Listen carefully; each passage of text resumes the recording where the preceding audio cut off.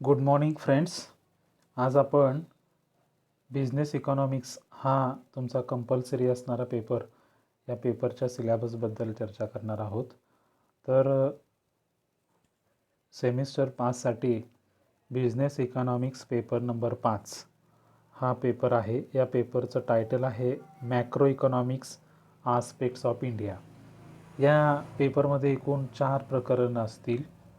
त्याच्यामध्ये macro economics overview of India, agriculture during post reform period, the industry and service sector during post reform period, banking and financial market असे एकूण 4 प्रकरणं या तुमच्या अभ्यासक्रमासाठी आहेत. हा तुमचा एक कंपल्सरी पेपर आहे. या 4 प्रकरणांमध्ये कोणकोणते घटक आहेत त्याची आपण थोडक्यात जाता जाता ओळख करून घेऊया. तर पहिलं प्रकरण जे आहे macro economics overview of India, हे पहिलं प्रकरण आहे. या पहिल्या प्रकरणामध्ये आपण भारताचं जे नवीन आर्थिक धोरण आहे 1991मध्ये त्याची अंमलबजावणी झालेली होती 24 जुलै 1991मध्ये. तर त्या नवीन आर्थिक धोरणाचा आपल्याला आढावा घ्यायचा आहे. त्याचबरोबर मूलभूत सेवा सुविधांची आर्थिक विकासातील भूमिका या संदर्भामध्ये आपल्याला या ठिकाणी चर्चा करायची आहे. प्रामुख्यानं शिक्षण, आरोग्य आणि कुटुंब कल्याण यासारख्या घटकांचा आधार घेऊन आपल्याला या मूलभूत सेवा सुविधांचा, सामाजिक सेवा सुविधांची भूमिका देशाच्या अर्थव्यवस्थेमधली अभ्यासायची आहे. त्याच्यानंतर पहिल्या प्रकरणामध्ये आणखीन एक घटक आहे, तो म्हणजे sustainable development goals and policy measures, म्हणजे चिरंतन विकासाची ध्येय आणि धोरणात्मक उपाययोजना हा एक घटक आहे.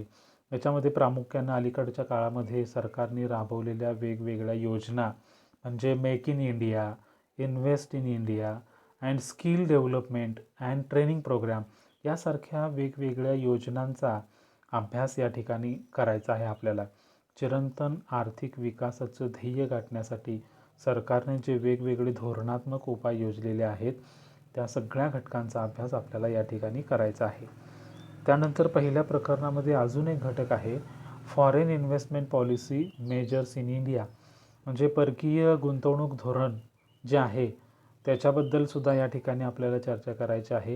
याच्यामध्ये फॉरेन इन्व्हेस्टमेंट म्हणजे परकीय गुंतवणूक वाढवण्यासाठी सरकारनं जी वेगवेगळी धोरणं राबवली, जे उत्तेजनात्मक कार्यक्रम राबवले त्या संदर्भामध्ये या ठिकाणी आपल्याला चर्चा करायची आहे.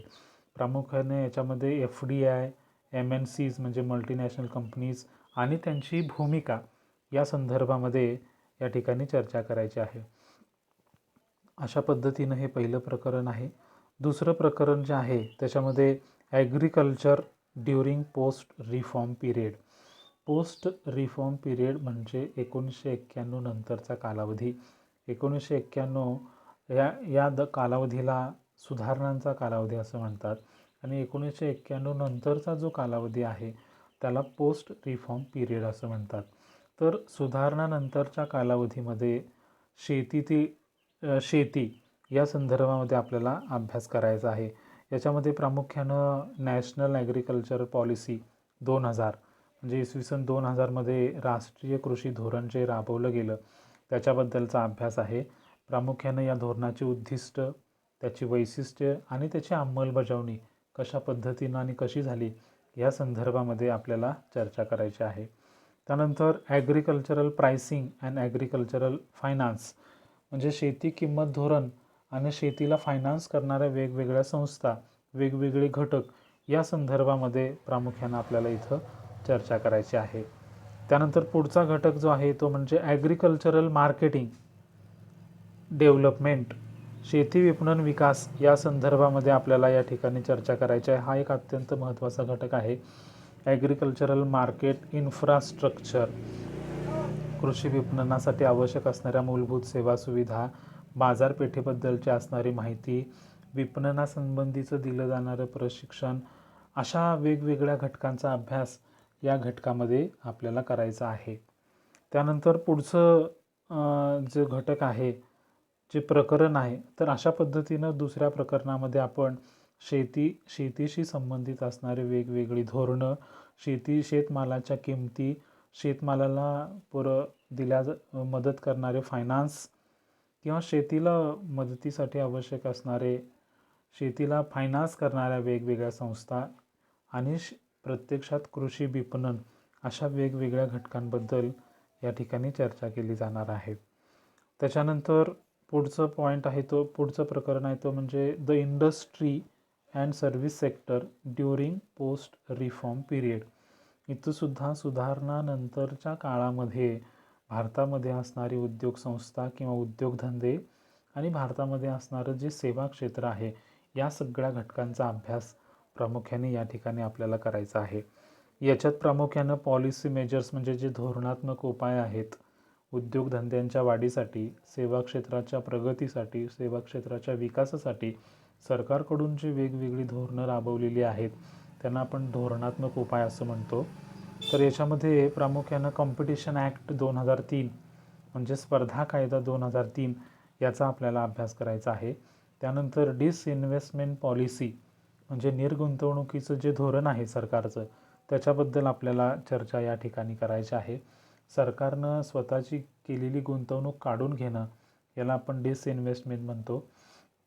तर ही डिसइन्व्हेस्टमेंट पॉलिसी काय आहे, कोणकोणत्या क्षेत्रासाठी ही पॉलिसी राबवली जाते याच्याबद्दलचा अभ्यास या ठिकाणी आपल्याला करायचा आहे.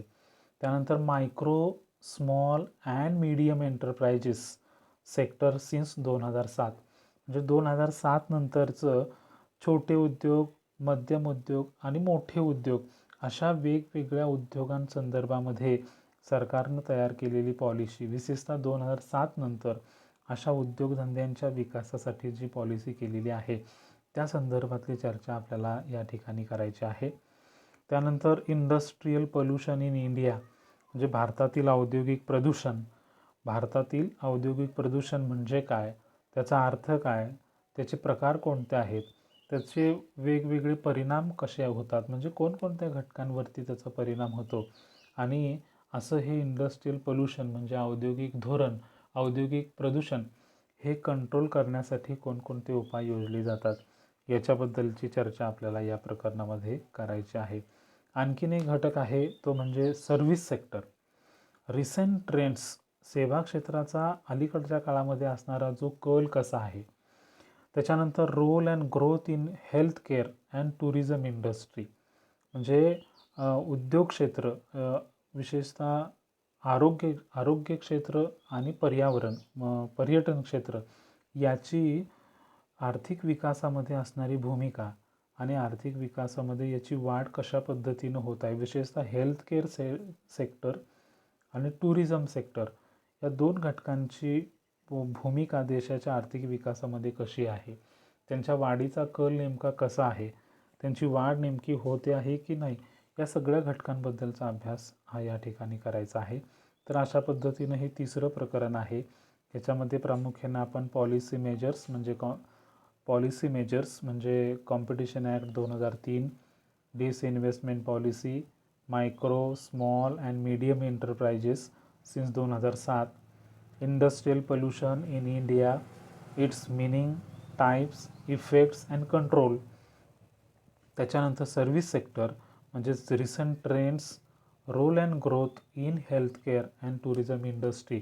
अशा पद्धतीनं इंडस्ट्री आणि सर्व्हिस सेक्टर या दोन घटकांचा अभ्यास विशेषतः सुधारणानंतरच्या कालावधीमध्ये या दोन घटकांमध्ये झालेले बदल किंवा त्यांच्याबद्दलचा आढावा या ठिकाणी घ्यायचा आहे. त्यानंतर पुढचं प्रकरण जे आहे ते म्हणजे बँकिंग अँड फायनान्शियल मार्केट म्हणजे बँका आणि वित्तीय बाजार. तर याच्यामध्ये प्रामुख्यानं हा जो घटक आहे याच्यामध्ये बँकिंग सेक्टर याच्याबद्दल आपल्याला अभ्यास करायचा आहे. तर त्याच्यात काय आपण अभ्यास करणार तर बँकिंग सेक्टरचा रिसेंट ट्रेंड कसा आहे, कल कसा आहे, बँकिंग क्षेत्रासमोर असणाऱ्या वेगवेगळ्या समस्या कोणत्या आहेत, बँकिंग क्षेत्रासमोर असणारे वेगवेगळे चॅलेंजेस कोणते आहेत, या सगळ्या घटकांचा अभ्यास हा आपल्याला या ठिकाणी करायचा आहे. त्याच्यानंतर विशेषतः बँकिंग सेक्टर आणि इन्शुरन्स इंडस्ट्री या दोन्ही घटकांसमोर असणाऱ्या समस्या आणि या दोन घटकांसमोर असणारे आव्हानं या घटकांचा आपल्याला अभ्यास या ठिकाणी करायचा आहे.